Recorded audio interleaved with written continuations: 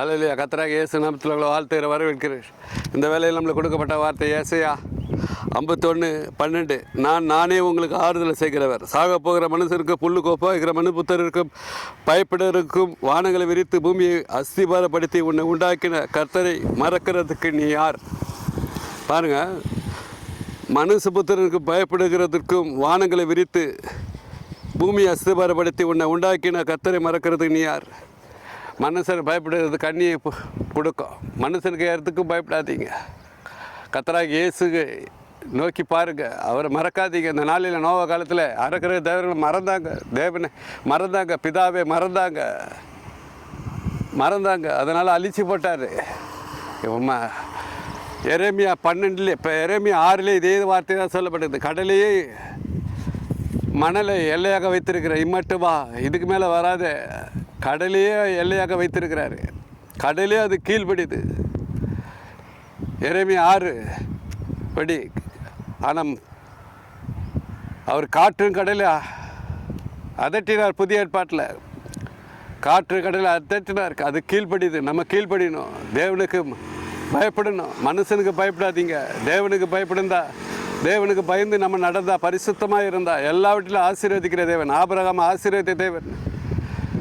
ஆதிகாமம் 5:2 ஆசீர்வதித்து மனுஷன் என்று பேரிட்டார். நம்மளை ஆசீர்வதிக்கவே அவர் சித்தம். அவர் பிடித்ததெல்லாம் பரிசுத்தம். அவர் கர்த்தாதி கர்த்தர், பரிசுத்தர்.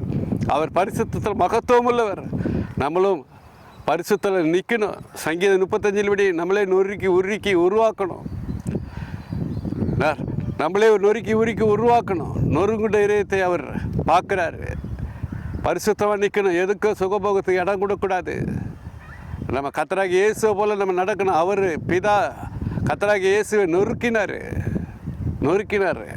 நம்மளும் பாடுகளுக்கு தலையை கொடுக்கணும், பரிசுத்தத்துக்கு தலையை கொடுக்கணும், பரிசுத்த நுகத்தை சுமக்கணும்.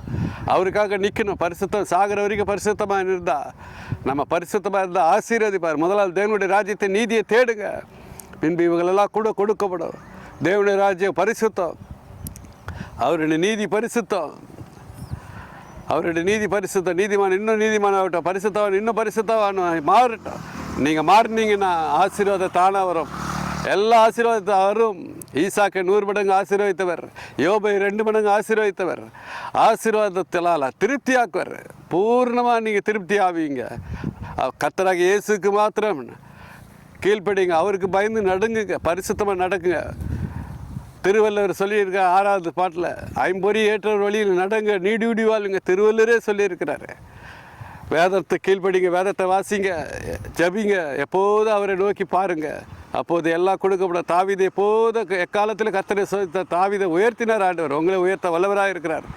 இப்போது ஜெபிப்பை எங்கள் அருமையான தகப்பன், இந்த அருமையான வேலையில் உமக்கு பயந்து நடந்த யோசேப்பை உயர்த்தினீர் ஆண்டா. உமக்கு பயந்து நடந்த தாவீதை ராஜாவாக உயர்த்தினீர். உமக்கு கீழ்ப்படிந்து தானியேலை பிரதமந்திராக மாதத்தின் 3 ராஜாக்கள் மத்தியிலே தானியேலை உயர்த்தினீர் ஆண்டா, மேன்மைப்படுத்தினீர். இந்த ஜனங்களை கேட்டுக்கிற ஒவ்வொருவரையும் ஆசீர்வதிங்க ராஜா, ஆசீர்வதிங்க. தேவைகளை சந்திங்க, பிள்ளைகளை ஆசீர்வதிங்க. எல்லாரும் உயர்த்துங்க ராஜா. தாவீதை உயர்த்தின தேவனே, யோசேப்பை உயர்த்தின தேவனே, தானியேலை உயர்த்தின தேவனே, எல்லாரும் இதை கேட்டு ஒவ்வொருவரும் உயர்த்துங்க, ஆசீர்வதிங்க ராஜா. இயேசு நாமத்தை ஜெபிக்கிற ஜெபங்களில் பிதாவே, ஆமேன். ஹல்லேலூயா.